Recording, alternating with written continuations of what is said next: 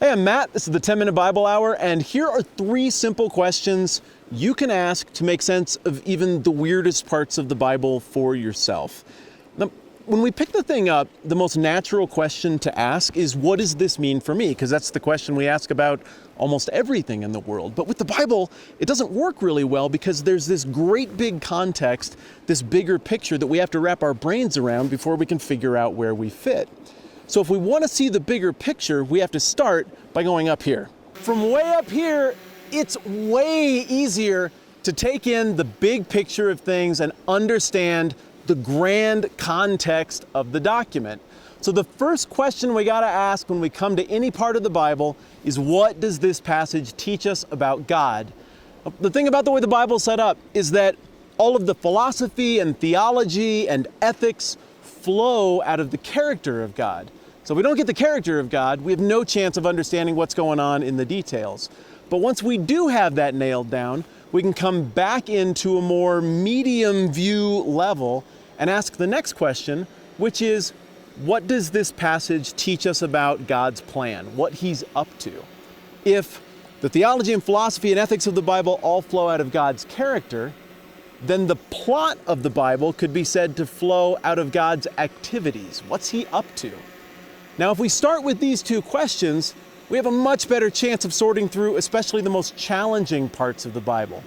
But after we've done this and we've got a sense of the big picture of our surroundings, we can come all the way into the closest level, back to the question that we wanted to start with at the beginning, and then, and only then, are we ready to come back down here and ask the third question, which is, what does this mean for me? We start by orienting ourselves and understanding our smallness in the much bigger picture, and then that healthy, humble sense of littleness puts us in a position to answer the question of where we fit and what we might need to do with this thing much better than if we'd led with it in the first place. All right, but here's the thing. When I do this, I am always tempted to cheat, and I'm guessing that since you're a human, you will be tempted to cheat as well. You can't ask the questions in this order, and the order is crucial, and then try to cram question 3 answers into question 1 and question 2. Here's what I mean. You can't ask, what does this passage teach me about God, and have the answer be, I think it means that God is a God who wants me to drink slightly less beer. No, that's still a me-focused answer. It's got to be about the character of God in order for this thing to work. That second question might be, what does this passage teach me about God's plan? Oh, I think God's plan is for me to vote slightly differently. No, again, that's cheating, and we're cramming in question 3. If we restrict ourselves to exclusively God answers on the first 2, then those us answers are going to fall into place neatly when we get to the third question. If you want to take this to the next level, get a notebook or a journal or whatever you like to do, scribble on your phone, and start taking note of all the things you see from around the Bible that describe how God is, and all the things you see from around the Bible that explain what He's up to and what He's doing.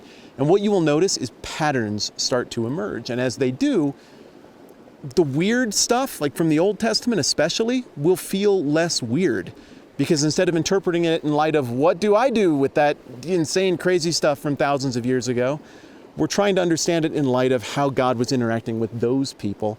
And those things will start to come into focus, and some of that pressure actually lifts off of us as we try to make sense of this thing for ourselves. Bottom line is this. You and I might ask the exact same 3 questions, we might look at the exact same passages, and we might come to different conclusions. I am totally at peace with that. You don't need to run your study of the Bible through me, and this is a way for you to move past having to depend on other people's filters to figure out what it means for yourself. That said, if you do this stuff, I promise you, the Bible will come into focus and make a ton more sense. I'm Matt, this is the 10-Minute Bible Hour. Good luck with all of this. We'll see you soon.